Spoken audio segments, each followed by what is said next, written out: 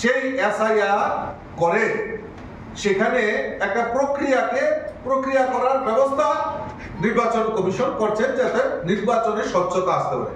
এবং নির্বাচন কমিশন সেই সমস্ত বলেছেন যে বিভিন্ন জায়গাতে বিভিন্ন প্রদেশে এই এসআইআর প্রয়োগ করা হবে প্রয়োজন বেশি, এবং সুপ্রিম কোর্টেও ভার্ডিক্ট এসছে যে কিভাবে এই এসআইআর করা হবে, তো এসআইআর এর কাজ কি হবে এবং আধার লিংক করে নির্বাচন কমিশনের নির্বাচনে যারা নাম বাদ করেছে তাদেরকে নথিভুক্ত করা যাবে।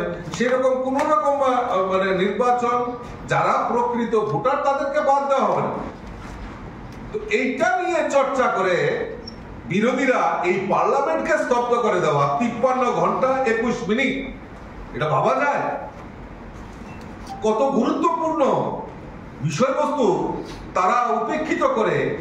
তাদের অ্যাকচুয়ালি বিরোধীদের দোষ নেই, বিরোধীদের কাছে কোন রকম ইস্যু নেই, এজেন্ডা নেই, যে ইস্যু এবং এজেন্ডা নিয়ে তারা পার্লামেন্টে চর্চা করতে পারে। তো কাজেই এই 53 ঘন্টা 21 মিনিট যে সময় নষ্ট হয়েছে তার জন্য দায়ী আজকে এই বিরোধের এত বড় গুরুত্বপূর্ণ পার্লামেন্টের বিষয়গুলি। আমিও বিভিন্ন কোশ্চেন এবং জিরো আওয়ারে এই রাজ্যের সার্বিক উন্নয়নের সাথে কিছু বিষয়বস্তু আমি পার্লামেন্টে জমা করেছিলাম, কিন্তু অত্যন্ত পরিতাপের বিষয় এই বিরোধীদের যে ওয়াকআউট এবং বিরোধীরা যে অচল অবস্থা তৈরি করেছে তার জন্য এই ত্রিপুরা রাজ্যের গুরুত্বপূর্ণ এবং রাজ্যের স্বার্থের জন্য কিছু যে আমি কোশ্চেন এবং জিরো আওয়ারে লাগিয়েছিলাম উপস্থাপন করতাম, তাহলে ত্রিপুরা রাজ্যের উন্নয়ন হতো। এবং শুধু আমি নয়, আমার মতো এমন বহু পার্লামেন্টারিয়ান মানে এমপিরা রয়েছেন তারা তাদের গুরুত্বপূর্ণ বিষয়বস্তুগুলি উপস্থাপন করতে পারেনি তাদের এই প্রতিবাদের জন্য। এতে ক্ষতি কার হয়েছে? ক্ষতি দেশের জনগণের হয়েছে।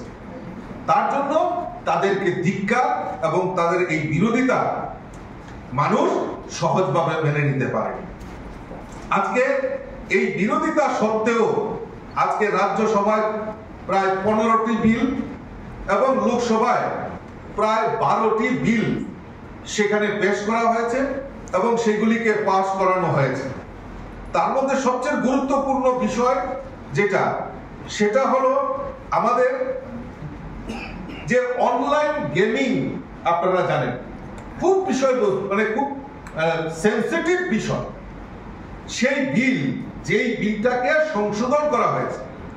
আজকে এই অনলাইন বা ডিজিটাল যে গেমগুলি রয়েছে তাতে কোনো আপত্তি নেই, সেখানে শিক্ষামূলক বা যে কোনো